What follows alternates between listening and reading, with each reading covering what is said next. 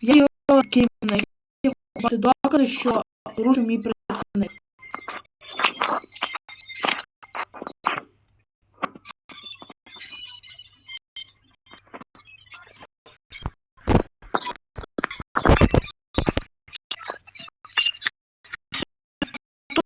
Середньо можете працівника, тут воно НРП КОП,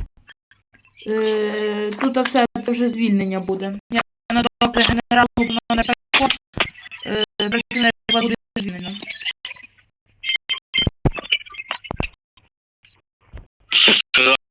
Що він почав автомобіль ЗСУ?